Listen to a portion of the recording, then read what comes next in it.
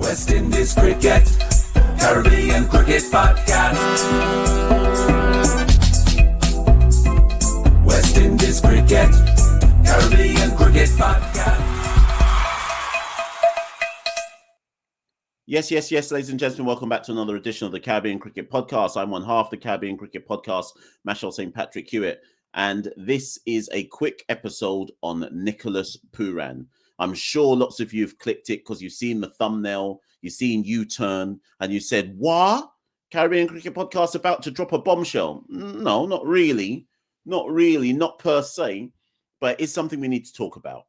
And before I start, I'm going to need everybody listening to this episode to just drop the ego and drop the personal sentiment around Nicholas Pooran. This is why I'm always at pains to point out in a Caribbean Cricket Podcast show that there is a need for West Indian cricket fan base to develop and use nuance in arguments, right?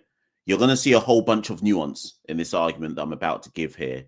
And I want it laid clear from the jump that of the modern iteration of West Indies cricket, Nicholas Pooran is one of my favourite players in the modern iteration. If we're talking about of all time and people that I've watched, he don't even touch the top 10.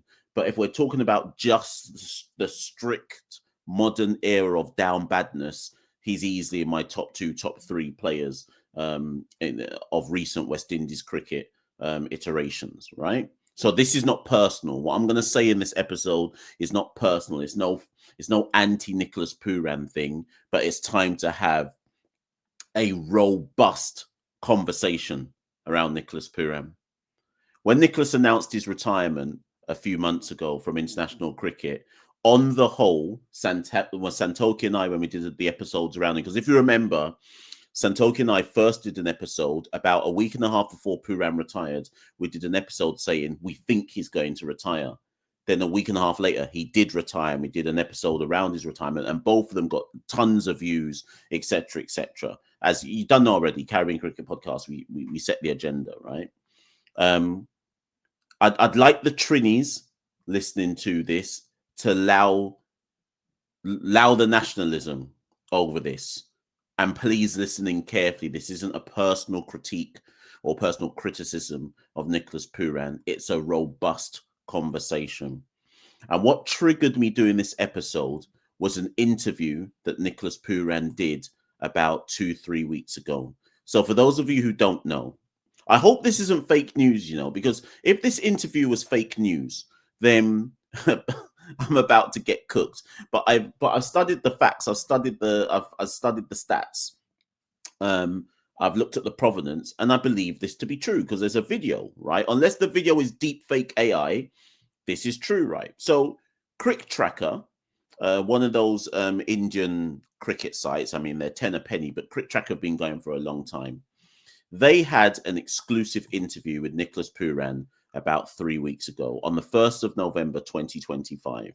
And I suppose most of you saw the kind of quotes that got loads of traction in the mainstream media afterwards, right?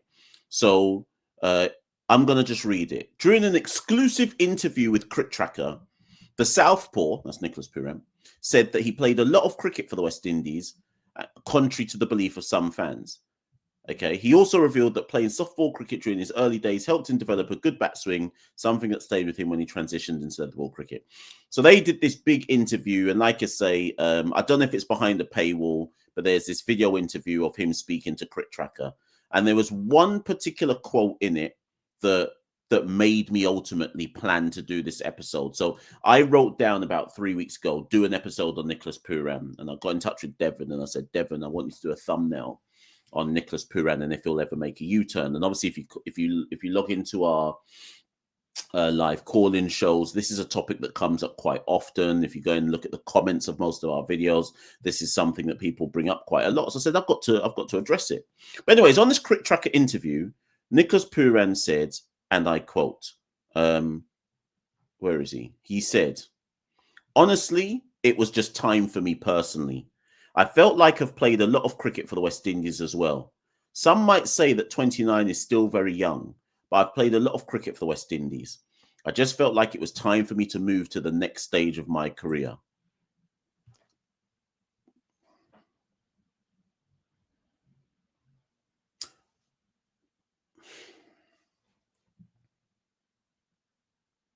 I need everybody to listen carefully to what I'm saying next. Please don't get in the comments till you've listened carefully to what I'm saying next. Does Nicholas Pooran owe West Indies cricket anything? No.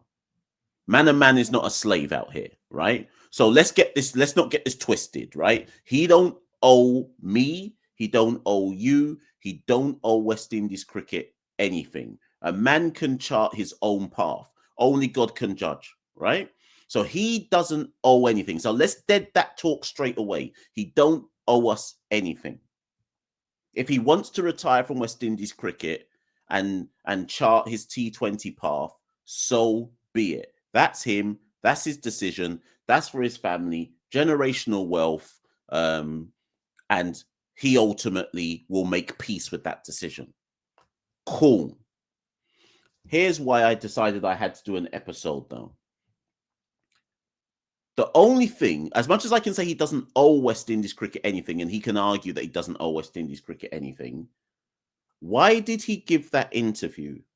You've retired from West Indies cricket, right? And you've written the PR statement, you've dropped it on Instagram, on your own personal handles, etc., saying, you know what, it's time to say goodbye. The Xavi Alonso boots in the air thing, I'm out. Cool. You haven't then spoken about it on any platforms anywhere since you retired. Also cool. That's Nicholas Pooran's prerogative. But he finally breaks his silence about retirement, and he breaks it to an Indian cricket website. Yuck! Yuck! He might not owe West Indies cricket anything, but if you are going to speak about your retirement from West Indies cricket, I beg you do it to us first, though. I beg you do it to the Caribbean folk first. And if not to the wider Caribbean public, do it to the Trinidad and Tobago public. Why give an exclusive interview the first time you've properly spoken on your retirement? Why give it to an Indian website? Now, obviously, and that's not me trying to hate down on Crictracker, right? This could be any Indian website. Now, obviously, someone's going to get in the comments below and say, Mash, he's got to protect his brand. He's a franchise player now. And ultimately, Indian money is his primary paymaster. So, of course, he's going to give the interview to an Indian outlet. But that didn't sit right with me. That, as much as I started off by saying he actually doesn't owe us anything, that particular interview, it stuck in my chest. It stuck in my throat. It made me feel off key. I felt like it was a disrespect. I felt like because at the end of the day, for some of us cricket lovers in the region, West Indies cricket is more than just a cricket team. And again, some of you are going to get in the comments go, no, Mash, you're over-egging it. But okay, let me talk for myself, and I can only talk for myself. West Indies cricket is more than a sports team to me. It's part of my heritage, my cultural identity. It's what relates me and links me to my Caribbean brethren and sistren within the region. It's why I can look at a Trini man and gal, a St. Lucian, a Catition, a Bayesian, a Guyanese, someone from St. Martin. It's why I can, Antiguan, etc. It's why I can look at everybody across the region and say, you are my brethren, you are my sistren, right? West Indies cricket means more to me than just it's a sports team. It's our identity. And obviously, it's not the same for everybody in the region, but for me, it's part of my identity. When you cut me, I don't just bleed blood, but the West Indies identity bleeds through me. It's why when I go to a cricket match in England, as I did this year and last year when West Indies were touring. It's why I can sit with Dominicans, Antiguans, St. Lucians, Guyanese, Trinis, Jamaicans, and we all sit down and see ourselves as one common people. Yui doesn't do that. Well, okay, some will say Yui does do that, but the point is West Indies cricket is the only institution in the Caribbean that is capable of doing that, right? Without us looking for what divides us, okay? Rather, it brings us together easily as a Caribbean people, right? So when Pooran gave that interview to an Indian website and broke his silence post-retirement, I just thought, nah, that's a disrespect.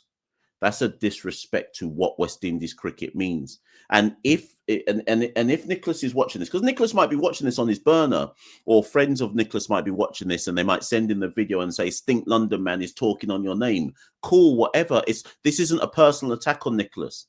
This thing is, my thing has always been right. I find it quite easy to talk openly on things without having to personalize it, right? So like the Darren Sammy thing, lots of people personalize the Darren Sammy thing. I think it's quite easy to criticize and praise and just keep it 100.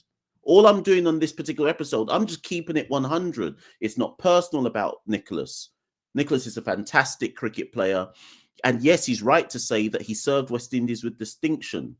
My issue is with the fact that the only thing he owed us, for me, I still think he owed us an explanation. And if you were willing to give an explanation, you shouldn't be giving it to some Indian, random as well. Crictracker can get in their feelings if they want. Some random Indian website as well. Yeah, they're quite big, but random.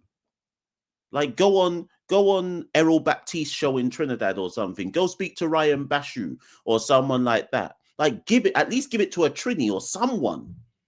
Like speak to us. Speak to us. Let us know. Like break it to us. Break it down for us. And we'll break bread and we'll make peace with it. But break it down for us. Not them. Who are they to you? Break it down to us. Because we felt it. We felt it when you retired. It made certain man feel a way. And this is why I'm saying to people, take the bias out of it. Just look at it 100. Look at it 100. Look at it a buck, right? It didn't feel right. So let's get to the crux, though, of the video, because ultimately the title on the video and the thumbnail talks about a U-turn. Now Nicholas has retired, so we're what? I don't know. When did he retire? Was it like June or something? We're close to somewhere like 6 months since he retired or something like that. Do I think Nicholas Pooran will make a U-turn? Yes, I do, actually. I genuinely think Nicholas will, because I know he's just turned 30, but you're a long time retired from international cricket. It's interesting to me that Quinton de Kock has U-turned on his retirement, jumped out of South African cricket for about 2.5 years, and he's turned around and gone, boy, I miss playing for something that means something. De Kock, this is De Kock in his own, I'm paraphrasing, but this is De Kock in his own words. Like South Africa, playing for them and winning stuff. No doubt he saw the Pro Cheers win the World Test Championship and he thought, I could have been there. No doubt he saw them get to World Cup finals and thought, hold on a minute, I could have been there. And you can go from down bad match fixing betting league from one to the next to the next to the next. And yes, pocket will be filled, money will be up, generational wealth will be made. But what does it mean? What does it actually mean? If money is our one sole guide in this world, then what purpose do we really have in life? And don't get me wrong.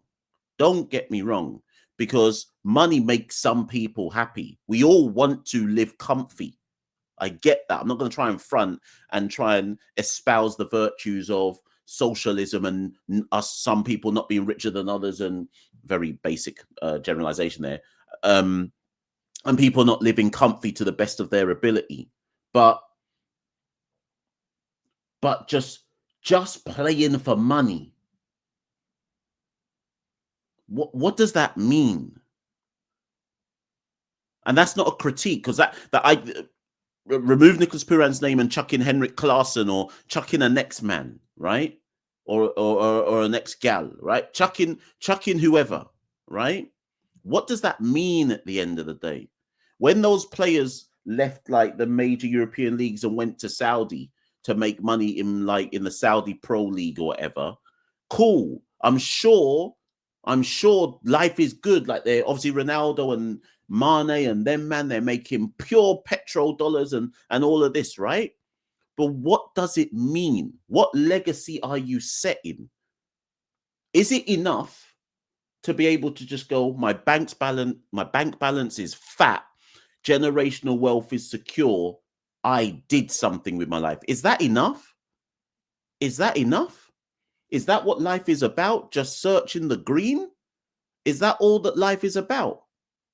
And maybe it's easy for me to say it because I'm not a global sports star. I'm not on a pedestal, and I'm not the one with a limited shelf life in that particular skill set where I'm probably thinking I've got to cash in as much as I possibly can, whilst I've got this 15-year, 20-year career or whatever it is that most of these players have. And I hear all that. But here's where I take some kind of issue with Pooran. And sorry if this feels like it's a bit of a waffle, people, but it's almost meant to be like that. Nicholas Pooran's West Indies contract. In fact, he didn't even sign a contract. So Nicholas didn't even sign a West Indies contract. In the last 2 years of his West Indies career, he weren't even signing contracts. So he weren't restricted by West Indies. Once he gave up the captaincy, I think he stopped signing contracts, right? So Nicholas wasn't restricted by a West Indies contract.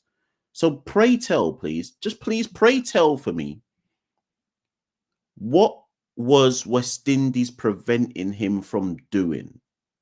Answer that for me, someone. Get in the comments. Nicholas, answer it with your burner account. What was West Indies preventing you from doing? Because you have you're probably in the top 5? So you're probably in the top 3, I'd imagine, overseas contracts. So forget the Indian players for a minute. In IPL, I suspect that Nicholas is in the top 3 for the best IPL contracts, pound for pound, for overseas players, right? That's just the IPL deal. This is before we talk about CPL, Major League Cricket, South Africa 20, Big Bash if he wants to play that, 100 if he wants to play that.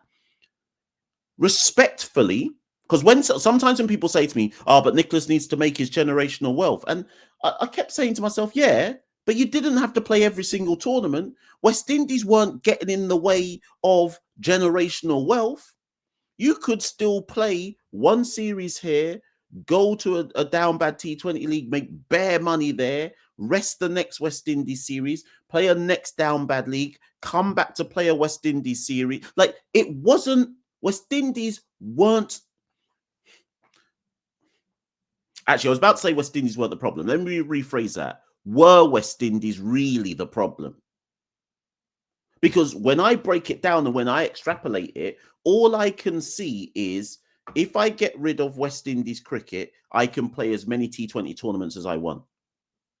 Right? Fair. And if that's the argument, fair. That's his justification.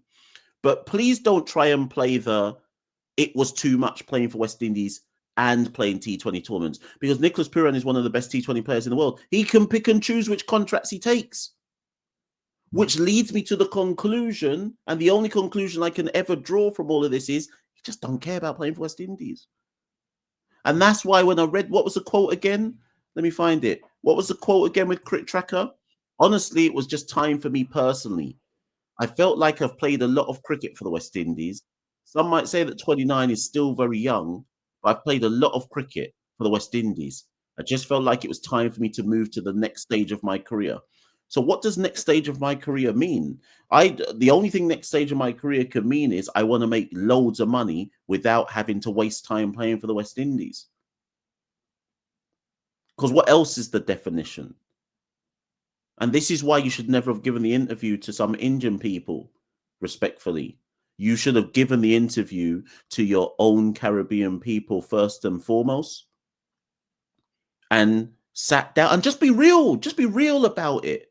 It's easy to give a throwaway comment when you're halfway away across the world, where you know you're not going to get no scrutiny. Come talk to us and just lay it out on the line and say, you know what, you done know this was the situation, and people will respect it.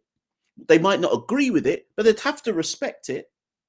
All now we don't have an explanation. All now. And this is what this has always been my biggest critique of the modern generation of West Indies players. You lot never got a fight down.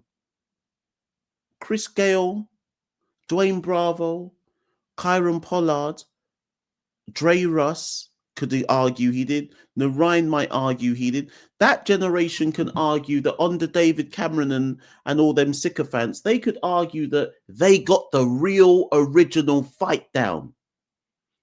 All of them labelled as mercenaries. They don't love West Indies cricket, basically blackballed from West Indies cricket, not picked for years on end, made out to be like they were bandits, made out to be like they had committed high treason. They got the real fight down for playing T20 cricket. So when Gayle and that generation said, boy, let me step off and play some T20s because I'm getting a fight down, it was easier to understand. And yet still, they came back to play for West Indies. When push came to shove and they were invited back into the fold, they came back and played for West Indies. Pollard took the captaincy 2019 to 2022. Bravo came back for the final dance, 2021-2022 World Cup. Gayle bled for West Indies. Even when he shouldn't even have been playing for us no more, he was still wanting to play for West Indies, right? And they got a fight down. Dre Russ played up until the age of 37, still turning out for West Indies when he didn't have to. He'd done proven himself in world cricket at the franchise level, still wanted to come play in the World Cups. So do you understand now when Nicholas says, boy, I played a lot, you know, and it's time for the next stage of my career? Do you understand why someone like me would go, that sounds a bit hollow? Because I've seen real men get fight down and still come back to play for West Indies. One thing I won't criticize is when Nicholas says, yeah, I played a lot of games for West Indies. He played 61 ODIs, no tests, obviously. 61 ODIs, he averaged 40, 300s, 1150s. And that's not me criticizing, I'm just saying he played 61 ODIs. He played 106 T20s, average 26, strike rate 136, right? Yeah, that's a lot of cricket over a what?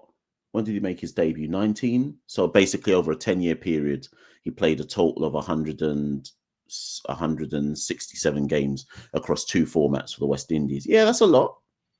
But you're only 29 years old. Right? And do you know what I think the worst thing was? Nicholas retired 7 months out from a World Cup. What happened? And this is why I'm saying that he's not telling the truth for me. What happened between the time you retired or when you were thinking about retiring and the horizon where it was like, there's a World Cup coming? Why retire 7 months before World Cup? Why not just go to the World Cup and then retire? Because I still maintain to this day, if Nicholas had gone to the World Cup, the one coming up in about 3-4 months, if he'd gone to that World Cup and then retired straight after it, I think a lot of West Indian fans would have gone, we don't like it, but fair enough. At least you played the World Cup. It seems like if you're going to retire, it's the right endpoint to retire. Nicholas just retired randomly in the middle of a random month and just said, yeah, that's me done now. I know Dre did the same, but Dre got his send-off. Dre played his final game in Jamaica and said, you know what? Performances ain't really performancing right now. Let me step aside so next man like Shepherd and whoever else out, all-rounders, Holder, etc., can get their shine. Let me actually create space. I played my final games in Jamaica. Peace and bless out. And everyone just accepted it. World Cup winner, we accepted it and said, you know what, Dre, you got World Cup medals in your locker, so cool. It's cool. We accept that. You don't have to go to the World Cup. You've given us your time. Nicholas retired 7 months out at 29 and hasn't even explained nothing to us. Nah, man. So will Nicholas Pooran U-turn? Yes, I think he will. And then here's the big question that I leave you with. Because the thing is, this video was supposed to all be about will Nicholas Pooran U-turn, and I've ended up almost dissecting everything around the retirement and what it means and how it's a disrespect and so on and so forth. But I think Nicholas Pooran will do a U-turn. I think he will realize at some point in the next 2 to 3 years, wait a minute, I'm only 32 years old and I've not played international cricket for 3 years. What is my legacy? And he might win multiple IPLs and bank balance might be real fat, real full. But at some point, every player will think, but what's my legacy? What did I win? You know, look at Messi, right? Messi didn't think his legacy was complete till he got that World Cup for Argentina. Now he feels complete, like he's done everything. And he's still playing for the love of the game and still playing for Argentina for the love of the game, right? And he's already completed the game, right? Sometimes I look at our West Indies players and say, but your real genuine legacy still comes from international cricket. Shai Hope will never win anything for the West Indies. So I don't want people to jump into the chat and say, but it was right for Nicholas to step aside because West Indies are shit and he can't win nothing with them. Cool. Shai Hope will never win anything for the West Indies, right? But when he retires in 3 or 4 years, his legacy is set. When Shai Hope retires in 3 to 4 years, as West Indian fans, we will be saying he was one of our best ODI players to ever do it. That's real legacy.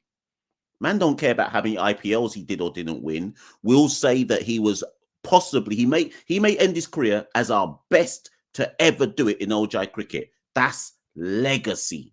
And that's why I think Nicholas Pooran will come back. Because for every sports player, money and T20 down bad league wins, etc., right now that don't actually mean anything. So I think Nicholas will come back for 2 reasons. 1, he'll come back to secure a legacy. And 2, he'll come back when Sammy leaves. And that's another conversation for another. Well, sorry. I shouldn't have said that. Let me rephrase that comment. I think when Sammy leaves, I think Nicholas Pooran will take that as a moment to reconsider. I think now he's made his big statement of, I have retired, and you've done it under Darren Sammy's leadership. It would be weird to come back whilst Darren Sammy is still the head coach. And that's not me trying to intimate that I know anything about a Sammy and Pooran beef or anything like that. That's more just me saying, okay, cool. You've made the big pronouncement that you're retired and it's come under this guy's leadership. So I don't expect you to come back till this guy has gone. So the next point at which we should all when we should all lock in to the Nicholas Pooran story again is when Sammy steps down. And when Sammy steps down, I say all eyes back on Nicholas Pooran because let's say, for example, okay, let me show you how this would happen. Let's say Sammy stood down, right? And we went to split coaches. And let's say Kyron Pollard or Dwayne Bravo got the West Indies white ball coach job. Nicholas Pooran would come out of retirement in seconds. Tell me I'm wrong. Tell me when I'm telling lies. I've been Machel St. Patrick, one half of the Caribbean Cricket Podcast. You can support the Caribbean Cricket Podcast by becoming a patron. Go to www.patreon.com/Carib Cricket. Any little bit helps and counts, keeps the show on the road, and really helps us go into 2026 with a bit of momentum. If you can't do that, at least like, share, subscribe. You can find us on all social media handles. Go to our official website, www.caribbeancricketpodcast.com. We've revamped our website. It looks really neat and tidy. It looks like a real professional outlet. Go to that and you can find out where you can find everything to do with Caribbean Cricket Podcast. Got a couple of articles dropping on Caribbean Cricket News tomorrow. One looking at Shai Hope, so look out for that. And another one which we're just finalising. So look out for those articles dropping on Caribbean Cricket News as well. Link in the descriptor below. And finally, if you don't like Patreon, you don't like any of that stuff, you have the option to do super chat, super thanks, super sticker, buy me a coffee, etc. All of those descriptors below. Listen, I'll be Machel St. Patrick here at one half of the Caribbean Cricket Podcast. You might not like me, you might hate me, but I tell you one thing, no one does West Indies commentary like me. See you all very, very soon. West Indies Cricket, Caribbean Cricket Podcast. West Indies cricket, Caribbean cricket podcast.